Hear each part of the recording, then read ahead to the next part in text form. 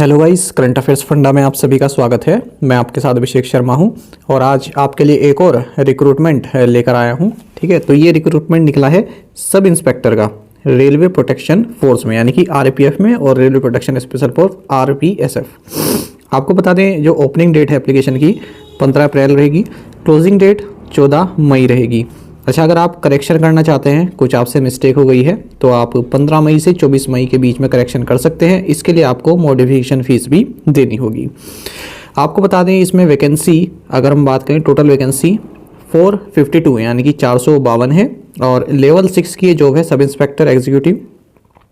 Initial पे इसमें 35,400 रुपये रहती है, और एज की अगर हम बात करें 20 से 28 साल की इसमें एज लिमिट है। वैसे 25 साल रहती है, लेकिन आप सभी जानते हैं कि रेलवे जो है 3 साल का रिलैक्सेशन दे रहा है, तो 20 से 28 साल की एज इसमें रहेगी। 28 अपर एज रहेगी और 20 लोअर एज रहने वाली है। तो मुझे लगता है जो भी एस्पिरेंट्स एलिजिबल हैं, ग्रेजुएट जिन्होंने की हुई है, ग्रेजुएशन है जिनके पास, उन्हें यहाँ पर अप्लाई करना चाहिए। ठीक है, थोड़ा फिजिकल में मेहनत करनी पड़ेगी, वरना ऐसा कोर्स वगैरह इसका कुछ इतना खास नहीं है, आप आराम से कवर कर सकते हैं, चाहे बैंकिंग का हो चाहे एसएससी का हो। और फिजिकल में अगर मेहनत करोगे तो आपके फ़ायदे की है ना, थोड़ा आपका जो बॉडी है वो भी सही रहेगी, और अगर आपका हो गया आगे सिलेक्शन तब भी अच्छा है, वरना आपके बॉडी में ही कुछ फ़ायदा रहेगा, है ना। तो ऐसा नहीं है कि कोई वेस्ट जाएगा। बाकी मैं आपको पूरी डिटेल इसके बारे में बताऊंगा। वैकेंसी अच्छी खासी हैं, फिजिकल में आपको करना है, और सीबीटी आप निकाल देंगे अगर आप 2-3 साल से अच्छे तैयारी कर रहे हैं, या फिर 1 साल से भी आप अच्छे तैयारी कर रहे हैं। चलिए आगे बढ़ते हैं इसमें। अच्छा, इसमें ये भी रखा है, ये भी लिखा हुआ है कि जो फाइनल रिजल्ट्स की तैयारी कर रहे हैं ना अपनी, ये फाइनल रिजल्ट्स है ना, जिनकी अभी तक ग्रेजुएशन पूरी नहीं हुई है, तो वो इसको अप्लाई ना करें अभी, उनके लिए बाद में देखेगा रेलवे। अच्छा, अब देख लेते हैं। जैसे मैंने आपको बताया था 20 से 25 साल होती है वैसे एज लिमिट, लेकिन अब रेलवे जो है कोविड-19 के कारण रिलैक्सेशन दे रहा है, तो 20 से 28 साल इसमें बताई हुई है एज। अब यहाँ पर देखिएगा, अगर हम अपर लिमिट एज की बात करें, लोअर लिमिट एज की बात करें, तो यहाँ पर देखिए, अगर हम जनरल और ईडब्ल्यूएस के लिए बात करें तो 2/7/1996 से पहले जन्म नहीं होना चाहिए। बाकी ओबीसी का भी है, एससी एसटी का भी है, और 1/7/2004 के बाद का जन्म नहीं होना चाहिए। ठीक है, तो इसके बीच का अगर आपका जो है बर्थ है, तो आप इसके लिए एलिजिबल हैं। ये लोअर लिमिट है, ये अपर लिमिट है। आगे बढ़ते हैं। तो देखिए, यहाँ पर अगर हम मिनिमम एजुकेशन क्वालिफिकेशन की बात करें, तो केवल आपको ग्रेजुएट होना चाहिए सब इंस्पेक्टर की पोस्ट के लिए। वैकेंसीज की बात करते हैं, तो मेल के लिए अगर हम देखें टोटल 384 हैं, और फीमेल के लिए टोटल 68 हैं। मेल में जनरल के लिए 157 है, एससी 57, एसटी 28, ओबीसी 104, ईडब्ल्यूएस 38। वहीं अगर हम फीमेल में बात करें तो 28 जनरल, एससी 10, एसटी 5, ओबीसी 18 और ईडब्ल्यूएस 7।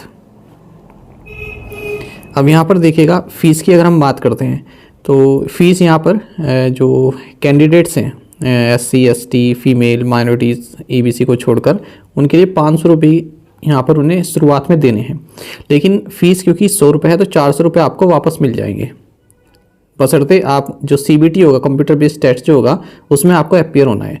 उसमें अपियर होगे, अपना अकाउंट नंबर आप डालोगे फॉर्म भरते हुए या फिर बाद में। ठीक है, तो आपको 400 रुपये वापस हो जाएंगे, केवल 100 रुपये आपके कटेंगे। वहीं पर जो SC ST, ex serviceman, female हैं, इनको 250 रुपये शुरुआत में देने हैं, और 250 रुपये इनके वापस हो जाएंगे। ठीक है, जब ये सीबीटी में एक बार जो है बैठ जाएंगे।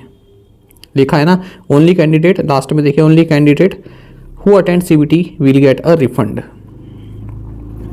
अब देखिए, यहाँ पर आपको बताया गया है कि स्टेज क्या रहने वाली है। ऑनलाइन टेस्ट रहेगा, कंप्यूटर बेस्ड टेस्ट यहाँ पर रहेगा, उसके बाद फिर फिजिकल एफिशिएंसी टेस्ट रहेगा, पीईटी, फिर डॉक्यूमेंट वेरिफिकेशन आपका रहने वाला है ना। अच्छा, अगर हम देखें पैटर्न की, टोटल पैटर्न क्या रहने वाला है सीबीटी का, तो इसमें आप देखिए 90 मिनट्स का ये एग्ज़ाम रहेगा। टोटल क्वेश्चन 120 रहने वाले हैं।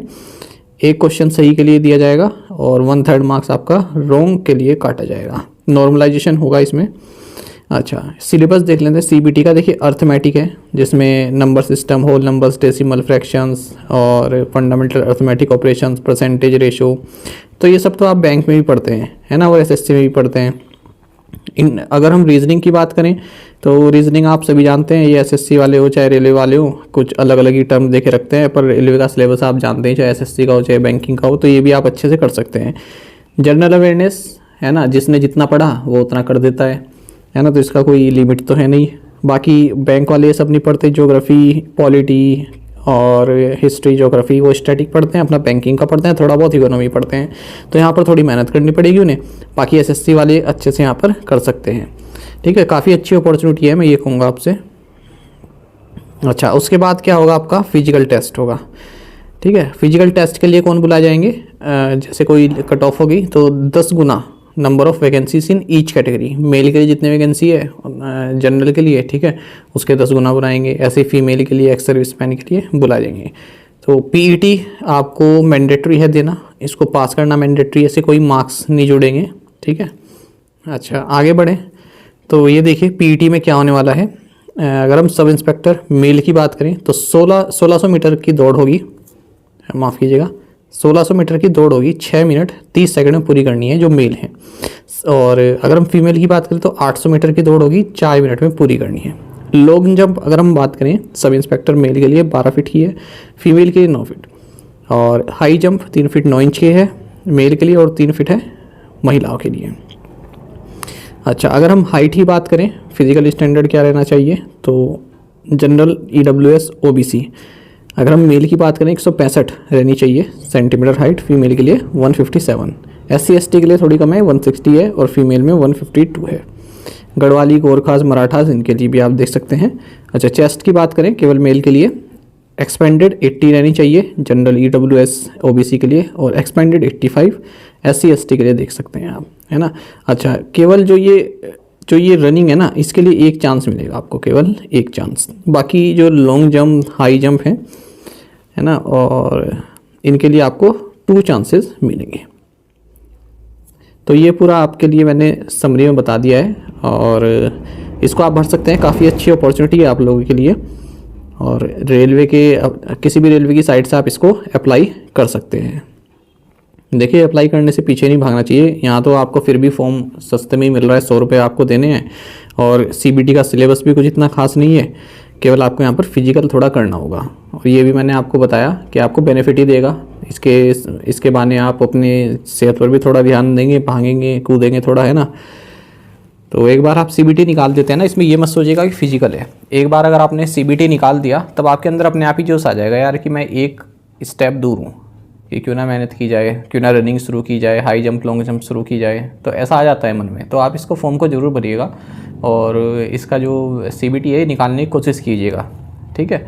और कोई भी अगर आपका डाउट है तो कमेंट बॉक्स में आप अवश्य लिखिएगा, ठीक है। और साथ ही करंट अफेयर्स फंडा को आप टेलीग्राम पर भी ज्वाइन कर सकते हैं। यहाँ पर रेगुलर वीडियो अपडेट्स और करंट क्विज हम आप सभी के लिए डालते रहते हैं। साथ ही डिस्कशन ग्रुप में आप किसी भी क्वेश्चन का सोल्यूशन पा सकते हैं। Thank you guys.